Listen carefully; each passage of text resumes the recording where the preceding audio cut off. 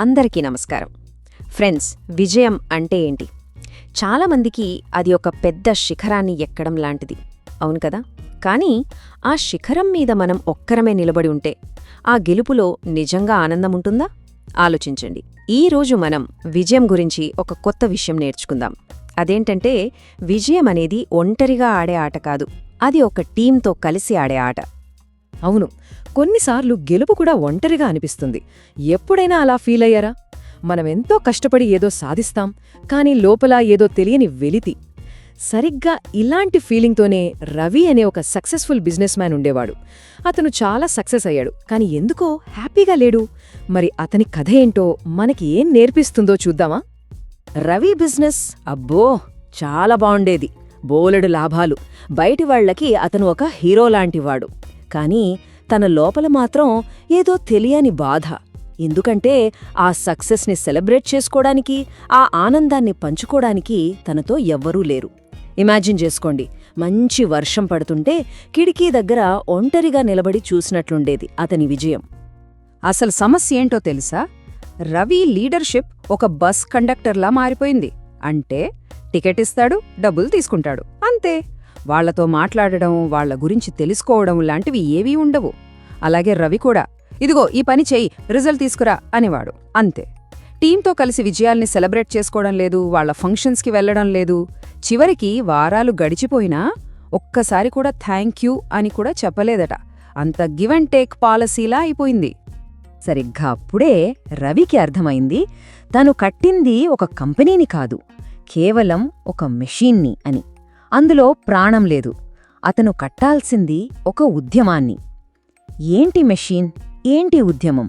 ఆ రెంటి మధ్య తేడా ఏంటో ఇప్పుడు చూద్దాం. ఇక్కడ చూడండి, లెఫ్ట్ సైడ్లో ఉన్నది మెషీన్. అక్కడ మనుషులు ఆ మెషీన్లో చిన్న చిన్న పార్ట్స్లాగా ఉన్నారు.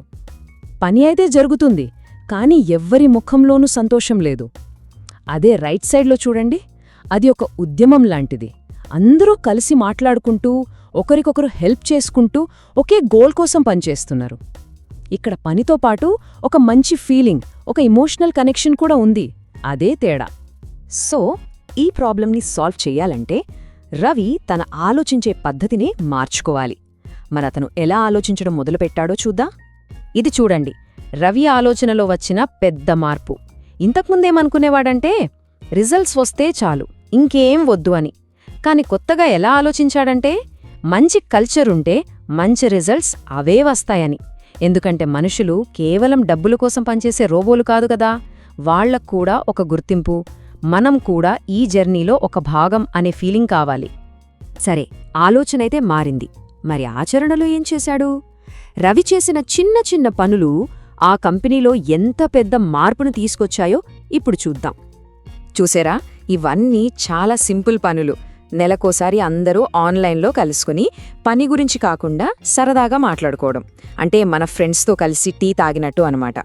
ఇంకా ఎవరైనా బాగా పనిచేస్తే అందరి ముందు మెచ్చుకోవడం, అప్పుడప్పుడు చిన్న చిన్న సర్ప్రైజ్ గిఫ్ట్స్ ఇవ్వడం, ఇలాంటివి. చూడండి ఎంత మంచి మాట చెప్పారో. అతను కేవలం ఒక విజనరీగా ఉండటం మానేసి ఒక కమ్యూనిటీ బిల్డర్గా మారాడు. అంటే దూరం నుంచి దారి చూపించే లీడర్లా కాకుండా అందరితో కలిసి నడిచే ఒక ఫ్రెండ్లా మారాడనమాట. ఓకే, రవి ఇవన్నీ చేశాడు. మరి రిజల్ట్ ఏంటి? ఏమై ఉంటుంది అనుకుంటున్నారు? ఫలితాలు నిజంగా అద్భుతం. అవేంటో ఇప్పుడు చూద్దాం. అసలు ఊహించని మార్పులొచ్చాయి. ఫస్ట్, కంపెనీ నుండి ఉద్యోగులు వెళ్లిపోవడం చాలా వరకు తగ్గింది.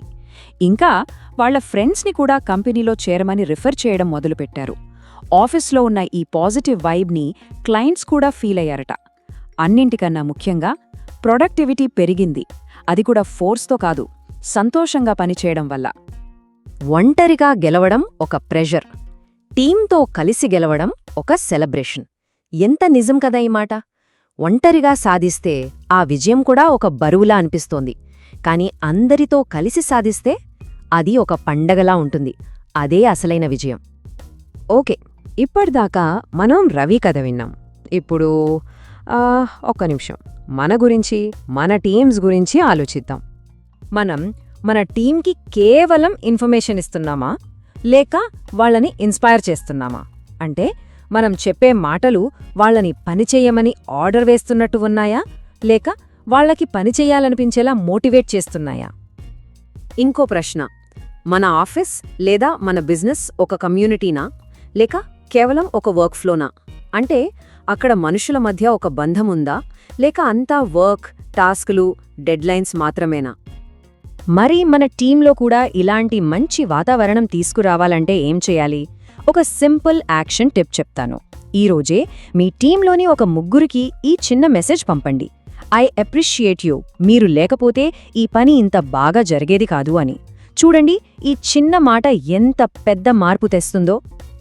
ఫ్రెండ్స్, ఒక్క విషయం గుర్తుంచుకోండి, విజయం అనే స్వీట్ని అందరూ టేస్ట్ చేసినప్పుడే దానికి అసలైన టీపీ వస్తుంది. ఒంటరిగా తినేదానికన్నా అందరితో పంచుకొని తింటే ఆ మజాయే వేరు కదా. ఈ మంచి ఆలోచనతో మళ్ళీ కలుద్దాం.